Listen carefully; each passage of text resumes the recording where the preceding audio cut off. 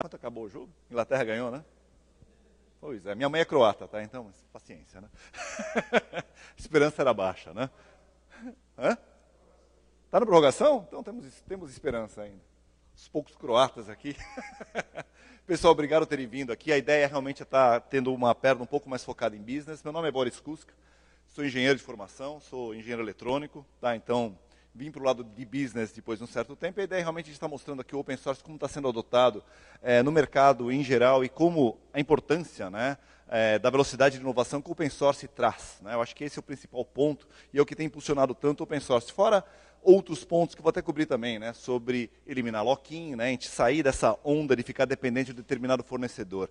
Esse é um negócio que aqui no Brasil até teve uma tradição, até para quem está muito tempo em TI como eu, viu a reserva de mercado, que teve coisas boas, mas muitas coisas ruins, né? Dependência de poucos fabricantes, necessidade de você ficar na mão deles, difícil de fazer upgrades, difícil de dar continuidade a projetos que você tem colocado. E o open source veio exatamente para mudar esses paradigmas, né? Você começar a ficar independente do fornecedor, onde por meritocracia você vai estar adotando o fornecedor, ou seja, se o fornecedor fornecer um serviço bom, você adota. Se ele não fornecer, você o troca. E como deveria ser todo o mercado em geral, né?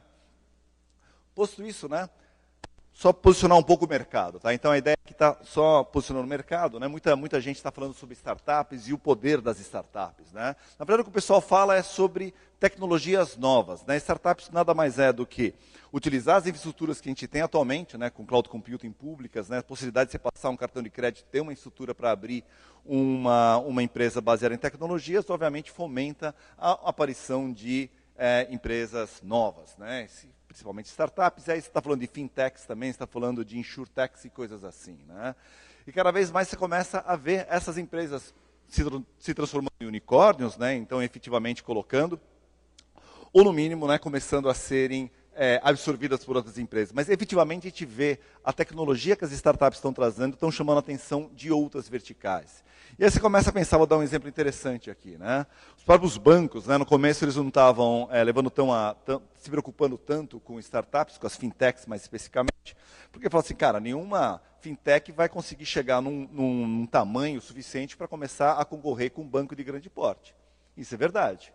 Mas se pegar 400 startups, onde cada startup está pegando um determinado nicho de negócio, aí você começa a entender o poder que é essa economia moderna, né? Você não precisa mais ter um banco. Isso vale para qualquer vertical, né? Mas não precisa mais ter um banco que toma conta de todas as suas ações, né? Todas as suas ações financeiras. Você pode estar pensando em investimento num banco ou numa startup, você está pensando em fazer o teu financiamento através de outro banco, conta corrente por outro, cartão de crédito em outros tantos que deem algum valor e assim por diante, né? Então, efetivamente, você vê isso acontecer em todas as indústrias, né? Então, aqui é o Fargus Bank, o banco grande, onde cada um dos serviços aqui você vê algumas, às vezes muitas, né, startups concorrendo. E é esse o mercado que a gente está agora, né? Mas como é que fica no legado, né? As empresas que já estão aí no meio? Como a gente consegue otimizar o legado e inovar ao mesmo tempo? Sobre isso que eu vou falar. Para toda essa inovação que a gente tem visto novas tecnologias surgindo, né? Aqui, né, altos e baixos, aí, tecnologias vão e vêm, né? Também está mimetizando um pouco o DNA, né? Então, o DNA aí de tecnologia que faz parte de uma empresa, né? Então, o DNA de uma empresa hoje em dia, né, cada vez mais, né, formado pelas tecnologias que elas estão adotadas, né? Essas tecnologias vão e vêm, mas o que está por trás disso sempre você vê projetos open source, exatamente pela inovação, né? Você não está falando aí de blockchain, plataforma com serviço, containers, big data, analytics, você não está falando de open source. Open source é a única força tecnológica capaz de se equiparar a isso e atingir essas metas, né? E o open source é exatamente isso. Através aí de 1 milhão de projetos mais ou menos significativos que a gente considera no mercado, obviamente tem muito mais de 1 milhão de projetos, mas 1 milhão de projetos é o último levantamento que eu vi com projetos significativos, né? Não é qualquer Hello World que você põe no GitHub que vai entrar nesse ranking, tá? Então, a partir desses milhões de projetos aqui, você começa a ver produtos saindo desses projetos. E é interessante até diferenciar um pouco produtos, né, de projetos. A ideia do projeto é inovar, é você conseguir cada vez mais ter novas tecnologias surgindo, novas formas de resolver determinados problemas, né? Enquanto os produtos, a ideia é você começar a estabilizar cada vez mais. E por que o open source está tão em voga por trás dessas tecnologias todas? Principalmente inovação. Né? Então, você vê uma velocidade muito mais rápida. Em vez de ter uma empresa por trás que você está pensando em como fazê-la inovar, você tem aí centenas ou milhares de empresas através disso. Né? Você pegar o OpenStack, por exemplo, né? Um projeto bastante popular entre os grandes projetos de open source, você tem mais de 8.000 empresas por trás. Poxa, 8.000 empresas produzem um produto muito mais rapidamente do que uma empresa só. Fora a inovação e o direcionamento que está sendo colocado. Né? Dificilmente uma empresa vai pegar lá o grupo de marketing deles e ficar pensando que feature eu vou colocar no meu produto para que venda mais ou que até prenda o nosso cliente de uma forma mais, mais fixa. Né? O open source vai exatamente contra essa ideia. Você cada vez mais está falando que o mercado define o roadmap. Para onde que o mercado que essas tecnologias são adotadas. Então, você não vai querer adotar uma tecnologia para que venda mais. E ao contrário, você vê que o mercado está se interessando por uma determinada tecnologia e você adota. Vou dar um exemplo bem claro. A Red Hat tem uma plataforma de container chamada OpenShift. A gente estava utilizando uma tecnologia chamada Gear. O mercado inteiro, depois que surgiu o Docker, começou a utilizar o formato de container chamado Docker. Eu vou falar um pouco mais para frente sobre Docker. Né? O que a Red Hat fez? O mercado está indo para Docker. Eu não vou ficar insistindo em Gear, porque não faz o mínimo sentido eu ficar insistindo num padrão que não está sendo o padrão de fato, ou seja, o padrão de mercado. Retrocedemos o produto, substituímos o Gear por Docker, e agora uma das plataformas mais avançadas de Docker é o OpenShift. Exatamente esse é o ponto.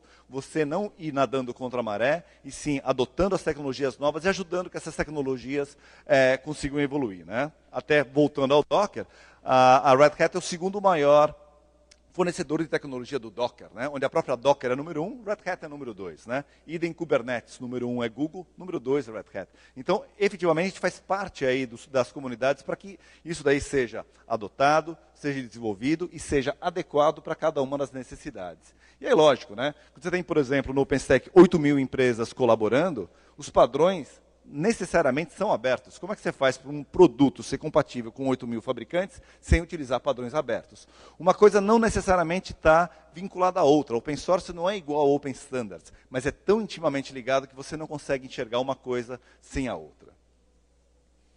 E aí sim, né, o ponto principal. O open source é a única força tecnológica capaz de inovar a velocidade e alcance de negócios digitais. As startups estão aí, gigantes da internet estão aí, cada vez mais você precisa realmente ter essa velocidade dentro da tua empresa. Se você não tiver essa velocidade, o que vai acontecer? Ou tua empresa vai ficar irrelevante, ou ela vai ser comprada. Basicamente isso que a gente vê no mercado atual. Isso daqui é só um pouquinho sobre o Red Hat. Tá? Muita gente acha que a Red Hat é uma empresa de suporte. Só para explicar brevemente. Né? A Red Hat não é uma empresa de suporte. A Red Hat é uma empresa de desenvolvimento de software. É um fabricante de software. Né? A partir dos projetos coordenados pelas fundações, seja como Fundação Linux, OpenStack, Apache, assim por diante, Eclipse, né? Não vou citar todas aí dentro, né? A partir dos projetos open source, a gente cria o que a gente chama do nosso projeto upstream, ou seja, o nosso produto upstream, que é como se fosse um produto beta, onde a nossa engenharia de desenvolvimento trabalha. Na verdade, a engenharia de desenvolvimento trabalha aqui e aqui. Depois vem a engenharia de qualidade, que ela transforma o produto upstream, congela uma determinada versão, e aí passa para a versão enterprise. Essa sim é o produto Red Hat, baseado em open source. É tão open source como outros, tá? Antes que o pessoal também confunda. Né? Todos os nossos produtos, mesmo empresas que a gente tem comprado de software proprietário, a gente faz questão de, primeiro, tirar as tecnologias proprietárias para colocar tecnologias abertas. Fazendo essa substituição, a gente pega e cria o produto upstream para efetivamente se transformar num projeto open source e todo mundo colaborar. Né? Aquele ciclo virtuoso do open source é realmente o que mantém o motor da Red Hat funcionando. E aí sim, a engenharia de qualidade estabiliza exatamente nessa versão, e aí temos um terceiro grupo de engenharia, que é a engenharia de suporte, que trabalha na versão Enterprise, corrigindo os bugs dentro de um prazo, dentro de um SLA e assim por diante. E tudo, obviamente, tem uma seta dupla. Tá? Tudo que está aqui vem para cá, tudo que está aqui vem para cá. Open source no seu ponto fundamental. E cada vez mais a gente vê empresas de grande porte adotando open source. Isso que seriam 3 exemplos interessantes. Coloquei bancos, exatamente porque bancos têm aquela tradição de ser extremamente conservador, obviamente. Né? O core business do banco é TI. E mais do que isso, existe um monte de compliance por trás, né? No caso do Brasil, o Banco Central coloca um monte de normas, obviamente, para proteger todo o fluxo, né? E aí você vê que Bank, um banco de 300 anos, ele não é uma startup, mas ele entendeu que ele está colocando tecnologias mais modernas para quê? Para ele conseguir, número um, absorver outras empresas, esse daí era o primeiro ponto que o Bank colocou, e segundo, otimizar para agilidade e conseguir produtos novos no ar, mais rápido, né? Do mesmo jeito que a gente tem aqui Banco Original, Nubank, etc., tem um monte desses tipos de bancos digitais lá fora. E eles começaram a ver esse tipo de concorrência e como fazer um banco tradicional de 300 anos de idade ter essa velocidade. E aí sim foi implementado uma esteira de CI/CD, né, Continuous Integration, Continuous Deployment, exatamente para você conseguir rapidamente implantar e você conseguir colocar mais atualizações e novos serviços no ar o mais rápido possível. Analogamente, Santander, o banco tradicional espanhol, né, onde o braço de TI chama Produban, eles estão utilizando um stack completo, né, desde infraestrutura como serviço até uma plataforma de containers para conseguir colocar mais agilidade no negócio deles, né. Finalmente, o Deutsche Bank, onde eles se reformularam recentemente muito grande, otimizaram toda a plataforma deles, basicamente, começando uma primeira etapa chamado SOA, Standard Operating Environment, que é você padronizar os tipos de sistemas operacionais e começar a migrar de plataformas proprietárias para plataformas abertas e criar uma automação tão grande que eles conseguem agora criar pools de áreas ad hoc, ou seja, você tem um ambiente que você precisa ter, fazer uma homologação, você tem um pool de recursos, exatamente o conceito de Cloud Computing. É alocado na hora, né, fazendo tanto a parte de rede, como a parte de storage, como a parte de rede, como a parte de storage, como a parte computacional, para você criar um ambiente de homologação. Passou da homologação, vai para o ambiente de teste. Terminou o teste, você pode colocar em produção. E aí existem as metodologias de implementação, como A/B Testing, Blue Green Deploy e assim por diante. E aí conseguiram aí uma melhora dos custos de 60% a 70%. Falei, mas espera aí, como é que eles conseguiram fazer isso? Exatamente somando todos esses pontos, uma automação extremamente grande, os recursos não mais são alocados para uma determinada função, e são todos recursos dinâmicos, e sair de novo, né, appliances proprietários para você começar a utilizar máquinas padrão de mercado, né? E aí ficar independente do fornecedor, né? Não mais ficar dependente de um fornecedor específico para comprar um upgrade de memória, que é um caso normal que a gente vê no mercado, né?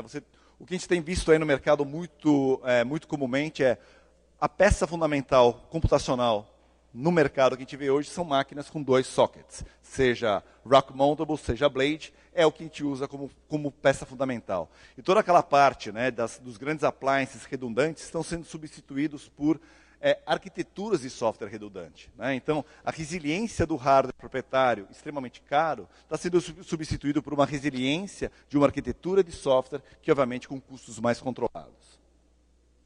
E aí as expectativas, né? As expectativas são muito grandes, né? A geração nova, cada vez mais interfaceando através de aplicativos e outras necessidades. Necessariamente você precisa inovar, né? Então, aquele behavior, né, de ter upgrades semanais, novidades, novos serviços semanais, ou no máximo mensais, são necessários. Seja para o público interno, seja para o público externo, né? Você utilizar formas arcaicas de colocar coisas novas em produção, estão cada vez mais fadadas ao fracasso, exatamente pela expectativa de uma nova geração.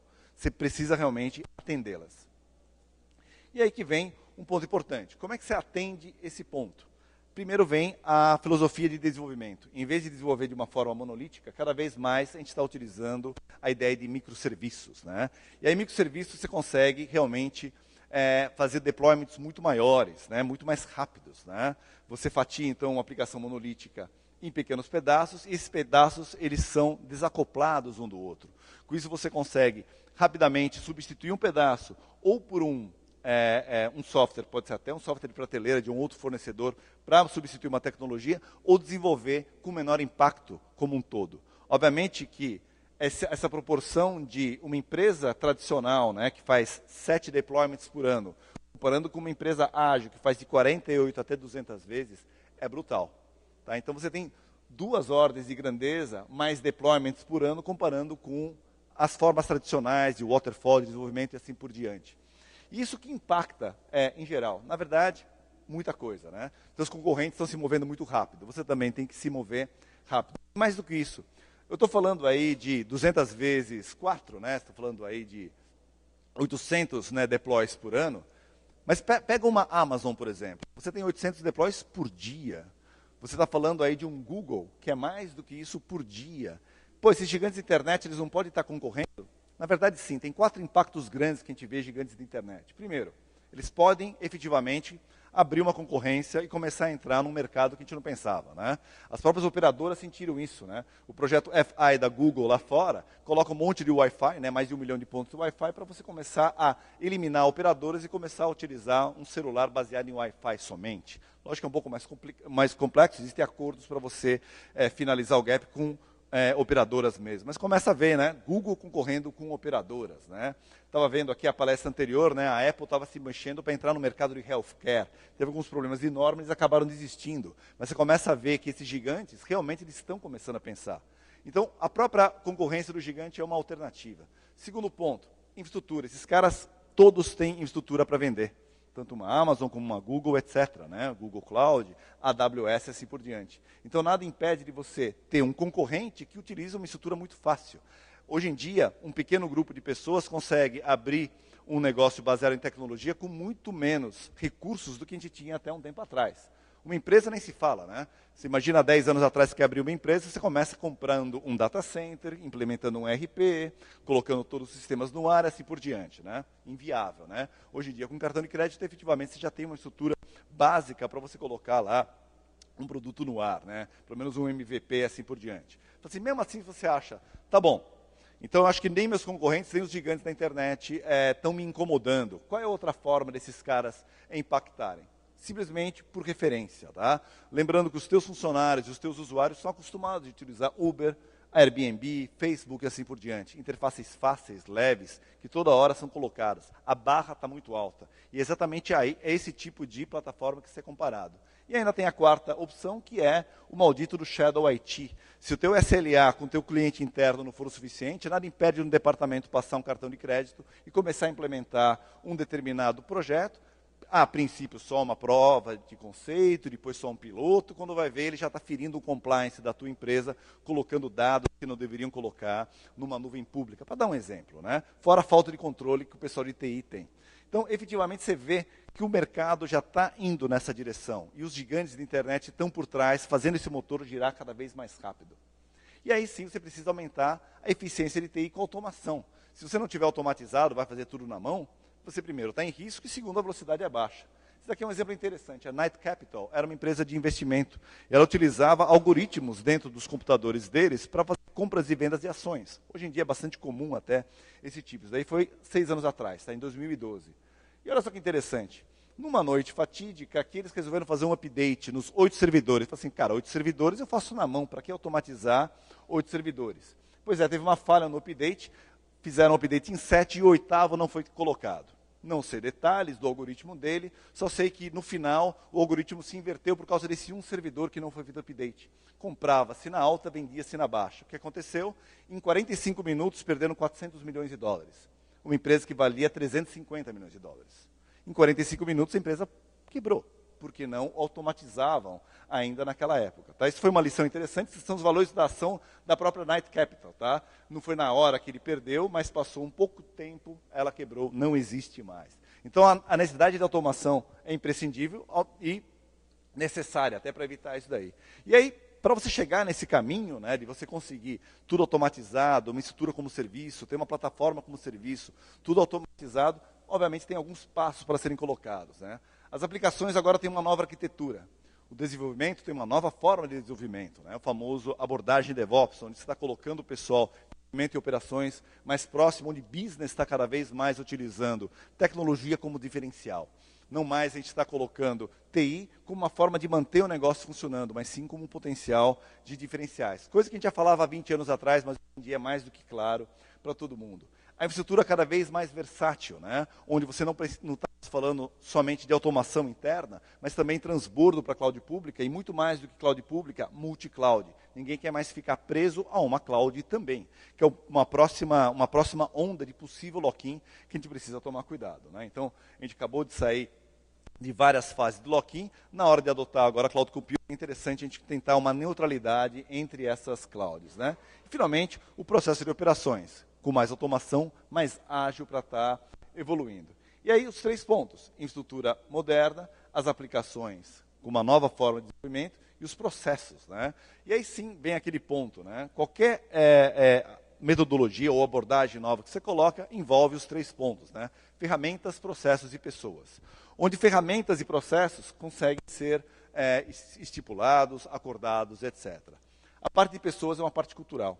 E aí é interessante você conseguir trazer todo o teu pessoal de TI para comprar essa ideia, tá? Eu tenho trabalhado em alguns bancos grandes de São Paulo, onde eles têm feito enormes esforços para você divulgar a cultura DevOps dentro da empresa, a cultura ágil dentro da empresa, explicando a necessidade de você estar colocando uma estrutura desse tipo e perdendo o medo. Imagina você falar para um banco que, em vez de você fazer um GMUD, né, você vai começar a colocar coisas em produção no ar sem nenhuma parada, né? O que eles estão acostumados ótimo, vamos aproveitar o Natal, vou fazer um backup aqui, até as 10 da noite faço o backup, das 10 da noite até as 4 da manhã eu faço toda a atualização do sistema. Se der tudo certo, beleza. Se der tudo errado, das 4 às 6 da manhã eu volto o backup.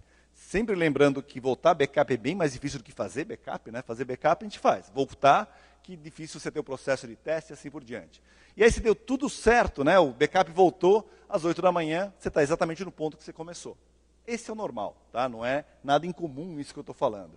Mas as abordagens novas permitem o quê? Fazer o A/B testing, né, que estava vendo uma apresentação agora, fazer 2 ambientes, ou fazer o Canary Deploy, né, você começa a testar uma nova versão de um dos microserviços para um público determinado. Se deu ok, você começa a aumentar a porcentagem de usuários até finalmente todo mundo ter implementado uma versão nova de um determinado microserviços ou de um conjunto de microserviços, né? Então, novas abordagens, novas formas de você conseguir colocar aplicações no ar. De novo, isso faz parte do time to market. E todo mundo já entendeu. O negócio já está exigindo isso. Eu quero cada vez mais aplicativos móveis, porque a cultura da população atual é essa, né? A interface através do celular é o mais natural.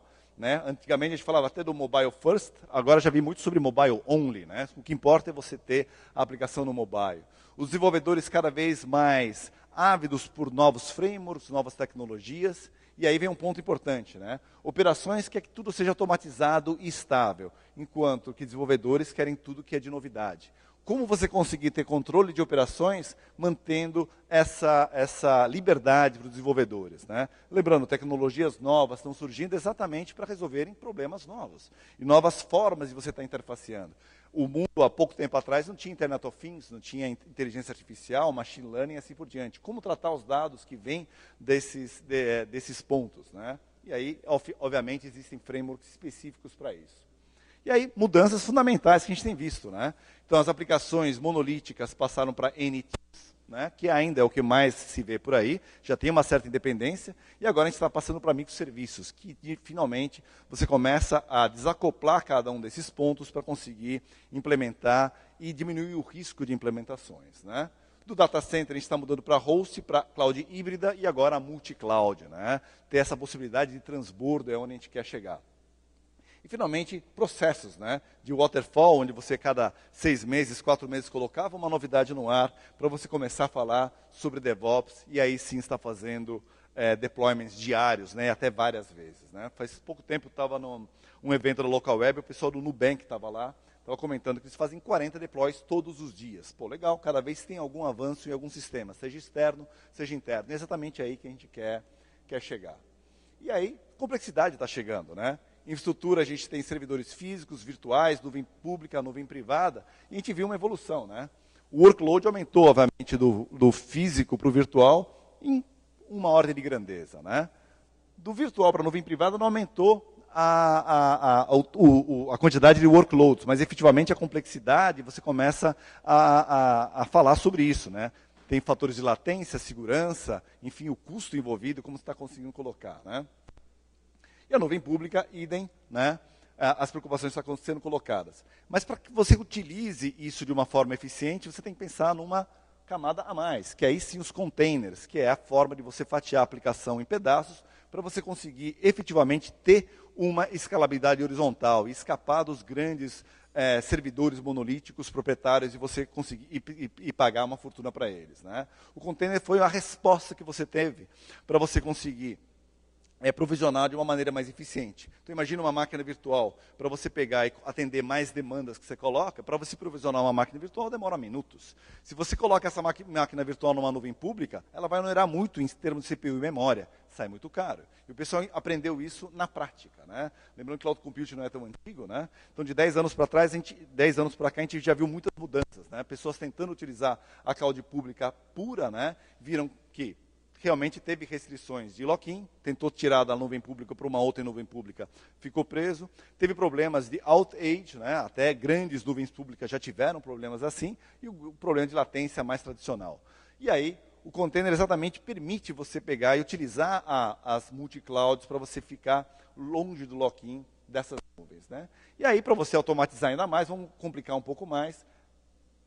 A gente está falando sobre redes definidas por software, né? Software Defined Network e Software Defined Storage, que, de novo, é uma coisa que consegue reduzir teu custo, aumenta a tua flexibilidade, permite você utilizar um appliance tradicional, um servidor padrão de mercado no lugar do appliance, né? Você consegue reduzir custo e, obviamente, você começa a aumentar um pouco a complexidade. E é aí que vem todo o ambiente automatizado que a gente está falando.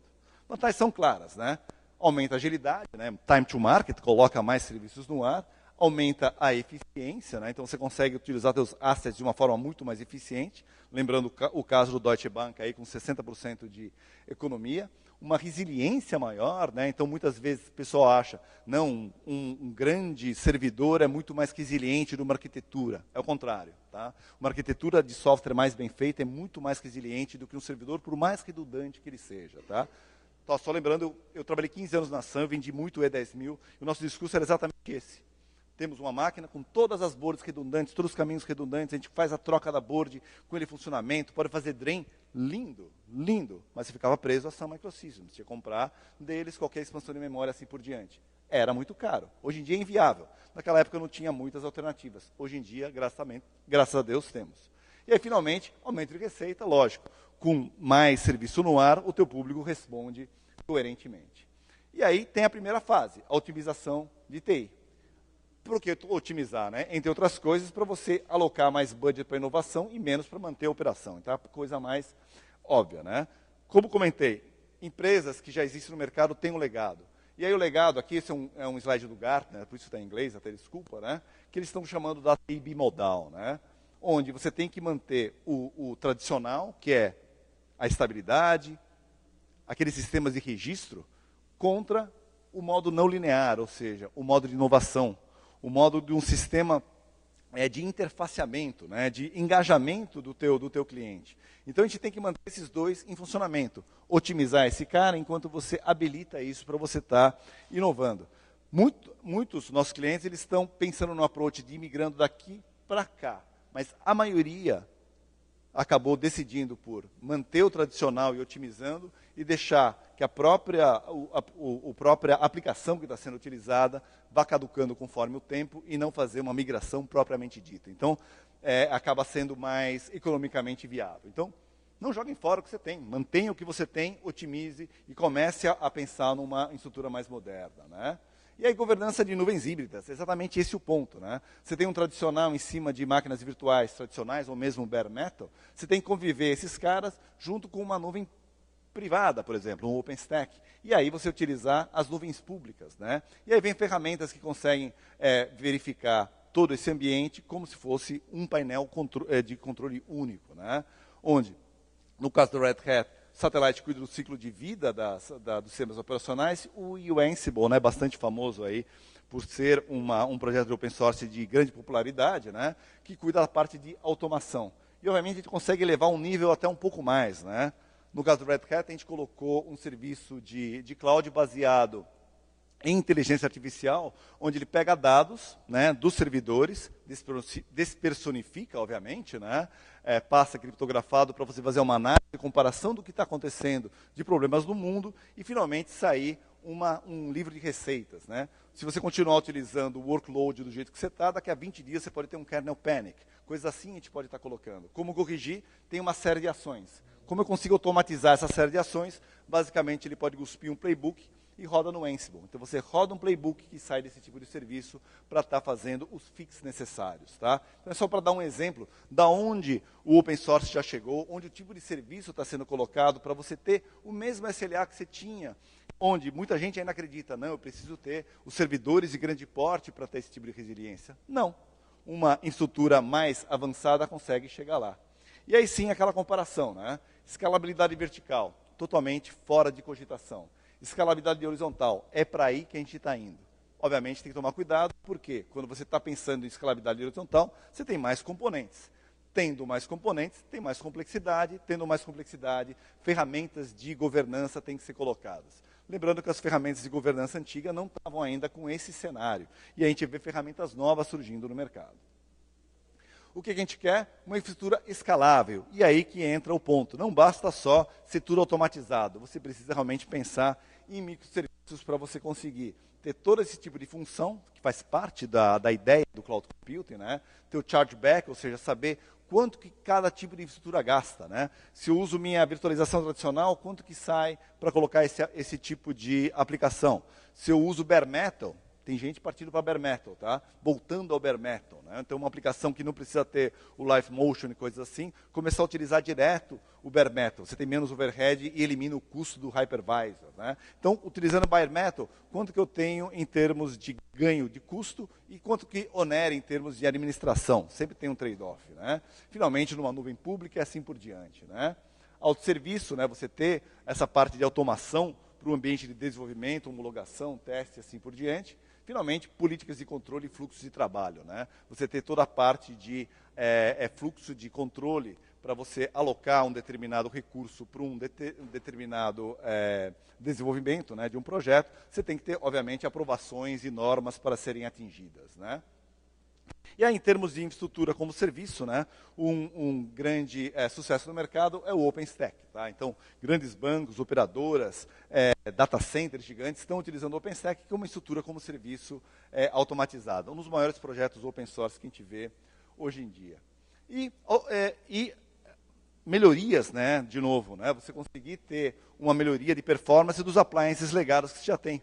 Então, você conseguir fazer um offloading de um banco de dados, por exemplo, é um método que a gente tem utilizado em muitos clientes. Tá? Então, no caso aqui, um mainframe, por exemplo, está rodando um banco de dados para uma aplicação móvel. Você começa a ver problemas de performance para acessar a quantidade de acesso que você tinha antes, só para terminais e ATM, você começa a ver os aplicativos móveis colocando. Isso é um caso real que eu estou comentando. Tá? E aí eu falo assim, poxa, como a gente consegue pegar e aumentar a MIPagem então, no mainframe para colocar? Muito caro, né? De novo você está colocando. Então, a ideia foi colocar aqui uma camada, né, de cache distribuído, né, no nosso caso chama-se Data Grid, que faz o offloading do mainframe e você começa a acertar os hits nessa camada de cache. Tá? No caso dessa aplicação de mobile banking, 80% dos hits cabiam no cache, 20% ia para o mainframe. Ou seja, de uma hora para outra você tem 5 vezes mais MIPS no mainframe do que você tinha anteriormente, bastando colocar um cache. Na realidade, vocês são desenvolvedores, eu sei que não é tão simples. Você tem que alterar um pouco a aplicação para ela começar a acessar a camada de cache em vez de estar acessando o banco de dados. Mas nada do outro mundo. Então, efetivamente, isso é um tipo de solução que a gente tem colocado para quê? Para baixar o custo do teu legado e aí sim você começar a inovar mais para a infraestrutura digital. Que você quer que fique aonde? Racionalizada e automatizada, para você provisionar, gerir, tudo de uma forma transparente. Você quer que seja elástica, né? Então, você não tem os recursos alocados para uma determinada demanda. Conforme a demanda vai chegando, ela vai escalando. Mas para fazer isso, máquinas virtuais são muito lentas. Aí volta a ideia do container que consegue provisionar muito rapidamente e onera pouco CPU e memória em cada vez que é alocada. Que é a ideia, né, de nuvem híbrida e a possibilidade de fazer bursting, ou seja, você fazer uma escalabilidade forte, seja dentro da tua nuvem privada ou utilizando uma nuvem pública. Finalmente, ser ágil, né, para você desenvolver rápido, colocar novas ideias no ar e continuar relevante. E, finalmente, do tipo utility, né, você paga conforme o consumo. Né? Se for dentro de uma intranet, logicamente, você não está falando de custo propriamente dito do TI, mas sim como você vai estar alocando, né, os centros de custo para a utilização contínua. Né? Finalmente, a última parte, né, é sobre os aplicativos. Né? Eu já falei bastante sobre a necessidade do container. Né? Você dividir um aplicativo monolítico em pequenos pedaços, para aí sim você conseguir utilizar escalabilidade horizontal, se livrar dos grandes servidores proprietários e utilizar a nuvem de uma forma mais independente. Né? Então, os containers também permitem você criar uma camada de abstração da própria nuvem em si, porque a tecnologia está dentro do container que você está desenvolvendo, e não mais utilizando os serviços da nuvem. Não estou falando para você não usar os serviços da nuvem, mas tem que tomar cuidado somente para não ficar preso a determinada nuvem, se você está utilizando um serviço que só aquela nuvem tem, ou é um serviço com um formato muito específico, você acaba ficando preso a ela. Então, se você desenvolver utilizando aquele serviço, obviamente você vai ter dificuldade de migração. E aí, modernizar o desenvolvimento. Isso é o desenvolvimento tradicional, né? Equipes em silo acabam o desenvolvimento de uma forma monolítica e simplesmente é jogado, né, para o pessoal de operações que não sabe como atualizar, monitorar, etc. A gente está partindo para uma abordagem de DevOps, que são equipes multidisciplinares. Isso eu estou vendo cada vez sendo explorado mais dentro dos nossos clientes. Multidisciplinares, antes estavam falando mais, o desenvolvedor de banco de dados, junto com o desenvolvedor da interface e da lógica de negócio, vão estar trabalhando juntos. Cada vez mais eu vejo a ideia de formar squads. Você começar a pegar pessoas de várias áreas, e até de áreas não técnicas, para você começar a criar novas inteligências e novos insights até para um determinado produto. Então, o pessoal de marketing começando a trabalhar junto, até o pessoal de legal trabalhando junto, para você conseguir ter ideias novas e efetivamente colocar um desenvolvimento no ar. Né? Desenvolvimento, claro, já baseado em pedaços totalmente desacoplados, que são microserviços, e dentro de uma esteira de desenvolvimento, que você consegue fazer uma entrega e uma integração contínua. Né? Finalmente, na parte de gestão e monitoramento, existe aqui um ciclo, né, que retroalimenta as informações para você conseguir identificar os erros mais rápido. Né? Como se diz, né? Erre, mas rapidamente arrume. Né? Então, erre com frequência e arrume muito rápido. Né? E, obviamente, que têm sido feitos muitos estudos sobre isso. Realmente vale a pena você utilizar um desenvolvimento ágil? Ele é muito mais rápido? A resposta é sim. Tá? Se você conseguir implementar, né, uma estrutura eficiente, né, não proprietária, utilizando essa base que eu estava comentando para vocês, o ROI é brutal e o payback é muito rápido também. Né? Existem outras estatísticas que eu vou mostrar no final. E a ideia do container é exatamente essa. O container é um pedaço, né, é um microserviço, né, envelopado num pedaço de software que consegue ter esse isolamento de um para o outro. Né, e esse pedaço do aplicativo isolado, né, fica num formato de container que atualmente se usa o Docker. Tá? Mas já estamos trabalhando para você ter padronização dos formatos de container e não ficar também na mão da Docker. Nada contra, é um formato, foi o primeiro formato largamente utilizado. Como comentei, a própria Red Hat abriu mão de um projeto inicial que estava para começar a utilizar o Docker, mas sempre estamos trabalhando para criar padrões e evitar o lock-in, inclusive do formato de container. Né? Tem um slide aí que eu vou falar sobre o CRI, né? Que é o Container Runtime Initiative, né? E a padronização do Open Container Initiative, OCI. Né?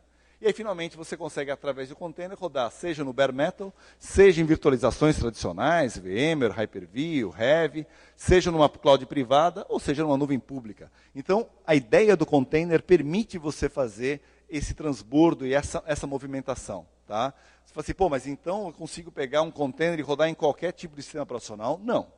O container tem uma dependência do sistema operacional muito forte. A forma como o container é feito, ela depende do sistema operacional. Então você tem essa mobilidade, obviamente, desde que o sistema operacional seja compatível entre um e outro. Ainda não podemos rodar containers Windows em Linux e assim por diante. Existem também iniciativas para conseguir fazer isso, mas existem problemas tecnológicos muito grandes para a gente conseguir chegar nesse nirvana. Né? Mas, por enquanto, a independência de infraestrutura e você conseguir ter essa abstração já consegue elevar bastante a sua independência. Comentei, né? O CRI é um runtime que estende o Kubernetes, que o Kubernetes ele é uma plataforma de containers desenvolvida pela Google. Tá? A gente utiliza o projeto do Kubernetes dentro do nosso OpenShift também, né? entre algumas dezenas de projetos que estão lá dentro. Tá? E o CRI é exatamente uma extensão do Kubernetes que você permite rodar formatos padrão. Então, se você tiver uma determinada especificação, você vai ser compatível com o CRIO, né? Quem que está compatível? Rocket, da CoreOS, que é uma empresa que a gente acabou de adquirir, o próprio Docker, e existe ainda o Container RD, se não me engano. Então, estão surgindo agora novos formatos. E qual que é a ideia? Você tem independência do formato, qualquer fabricante pode estar passando e vai ter essas especificações. A ideia, de novo, evitar o lock-in. Acho que esse é um ponto importante que o open source sempre tem a contribuir, né? Juntar várias empresas dentro de uma fundação para você começar a pensar em protocolos, em padrões, enfim, como evitar que um fique preso no outro. Como é que foi parar no final? Perdão? Tem um botão aqui que vai para o começo, descobri agora. Desculpa essa falha. Voltando aqui então. Opa, última animaçãozinha aqui.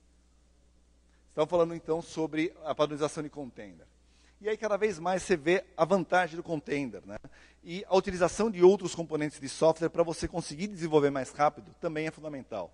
Application Server, por exemplo, é um negócio fundamental. Mas tem que tomar cuidado com algumas especificações de Application Server que são muito pesadas, né? Importante é a modularidade do Application Server. Por quê? Você quer conseguir colocar pedaços menores microserviços, para que onere menos CPU e memória e consiga fazer essa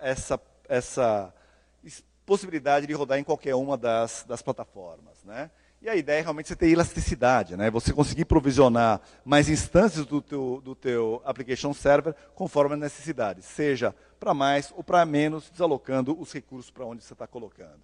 Mais do que isso, né? Começar a utilizar componentes de software que colocam regras, né, como BPM, BRMS, para você conseguir fazer a manutenção muito rápida, né? No mundo que tem muito de compliance, você precisa conseguir fazer manutenções rápidas, né? Vídeos operadoras com a Anatel e assim por diante. Outros pontos, né? Dá liberdade para o teu desenvolvedor. Comentei que o desenvolvedor cada vez mais quer ter acesso a novas tecnologias. E é exatamente isso que a gente está vendo, né? O Java continua muito forte, mas não é somente Java que a gente tem que estar convivendo no mundo enterprise. O próprio JavaScript, né, com Node.js, é muito popular e está cada vez mais aparecendo. Mas temos PHP, tem Ruby, tem Python, todas essas tecnologias estão sendo suportadas e muito utilizadas no ambiente empresarial também.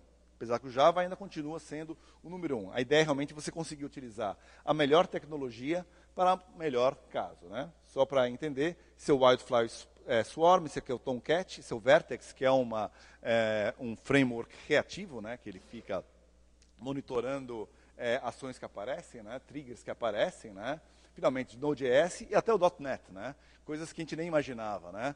Eu, como eu comentei vindo da Sun Microsystems, eu sempre batia com a Microsoft, e agora a Microsoft ela tem uma vertical de open source, onde ela se aproximou muito da Red Hat. Eu fiz alguns eventos com a Microsoft agora, né, quem diria a Microsoft sendo um grande colaborador de open source. E é autêntico, tá? A Microsoft realmente ela tem alguns projetos que estão ajudando as comunidades em geral. Integração, como comentei, né? Mais componentes, mais complexo. Como você faz para todos os componentes se conversarem, aí sim você começa a ver ESBs mais leves, né? No nosso caso, a gente usa o Camel, né? Que é um USB bastante popular aí no meio, né? Com o nome Enterprise chamado Fuse, né? E mais do que você comunicar todos os teus containers, você tem que, de novo, né? Lembrar do teu legado. E o legal do open source, o que é? A gente fala um monte de protocolos, tá? E quando aparece a necessidade específica, a gente sempre tem a possibilidade de criar um RFE, Request for Enhancement, entrar na comunidade, desenvolver rapidamente um determinado conector, assim evoluir, conseguir ter acesso a mais tipos de protocolos, né? E, finalmente, expor todos os teus serviços através de API, no caso da Red Hat, é o Treescale. Esse é o ambiente que a gente está vendo, né? Tem uma plataforma de containers robusta para você conseguir utilizar de uma forma independente, né, e muito rápida, né, a inovação para você colocar novas ideias no ar. E aí, finalizando, né, esse é um ambiente tradicional que a gente tem. O desenvolvedor quer ter uma ideia nova no ar, né, ou o negócio teve uma nova ideia no ar. Você quer realmente ter um ambiente de desenvolvimento para você começar a criar. E começa aquele ping-pong tradicional. Os administradores começam a perguntar, mas vem cá, você precisa realmente de 16 GB de memória? Você precisa de qual versão do tal framework? Qual framework você precisa colocar? Ou o desenvolvedor começa a desenvolver quando coloca em produção não funciona, aí tem aquela famosa frase, na minha máquina funciona, o problema não é meu, né? Todo mundo já ouviu isso, a gente precisa eliminar realmente esse tipo de problema que é bem comum, tá? Isso não é nada incomum. O problema sempre é, você começa a demorar semanas ou até meses, tá? É bem comum, né? Você demorar meses para você ter um ambiente homologado, de acordo com as normas da empresa, e finalmente você pode começar a desenvolver um projeto, né? Lógico que ninguém fica feliz, né? O desenvolvedor acha que está muito devagar, dá espaço para o Shadow IT, como comentei, ou até coisas piores, e finalmente, operações também com menos automação, a gente está propenso a erro. A nossa proposta, o que é? Primeiro, criar um ambiente automatizado. Quem conhece ITIL, né, já ouviu falar do projetista de serviços, e o desenvolvedor simplesmente troca ideias com o projetista, e aí sim, ele vai criar scripts de automação para você automatizar todo o teu ambiente de rede, todo o ambiente de armazenamento, storage, finalmente a parte de instalação de aplicativos de monitoramento, antivírus e assim por diante, de segurança, né? Se tiver tudo de acordo, né, já de acordo com todos os administradores, fica muito simples, né? O desenvolvedor faz uma requisição através de um portal de autosserviço. Esse autosserviço vai acionar um motor de automação, no nosso caso é o Ansible, já compliant com todos os pontos dos administradores. Você pode fazer o deploy baseado aqui em chargeback, qual que vale mais a pena você colocar, né? Fatores como latência, assim, também são levados em conta. A ideia realmente é solucionar esse ponto. E aí uma plataforma de container que permite você fazer aí a movimentação de uma plataforma para outra, conforme as demandas estão surgindo, né? Então, aqui é um quadro um pouco mais completo do que eu estava comentando. E aí, obviamente, a requisição é feita em minutos, isso é real, né? Cada vez mais a gente tem implementado em muitos clientes nossos exatamente esse tipo de estrutura. Utilizar uma estrutura rápida, ágil, que você não fica engessado nem com plataformas proprietárias e muito menos com frameworks engessados, tá? A gente quer realmente abrir as opções para o desenvolvedor para ele conseguir colocar uma ideia no ar o mais rápido possível. E os resultados são bons, tá? Eu comentei, né, a Puppet Labs fez uma estatística que foi de 48 até 200 vezes a maior frequência de entregas, menor tempo de recuperação de falhas, de novo, fale, mas conserte rápido, né? E até, isso que é interessante, mais recomendações de Great Place to Work. Então, um lugar que você não precisa parar no Natal para fazer um Gmood, obviamente é um lugar mais agradável para trabalhar do que colocando todos os deploys em produção automaticamente. Com isso eu termino minha apresentação. Era para dar um overview do que eu tenho visto no mercado, como o pessoal tem evoluído e a utilização de containers realmente como uma trend muito forte de desenvolvimento e de colocar novos serviços no ar. Com isso, sobra para perguntas, se alguém tiver algum ponto. Ou foi muito rápido, o pessoal está cansado, a Croácia está ganhando. É mesmo? Olha lá, mamãe vai ficar feliz. Pessoal, muito obrigado pela participação de vocês. É um prazer estar aqui.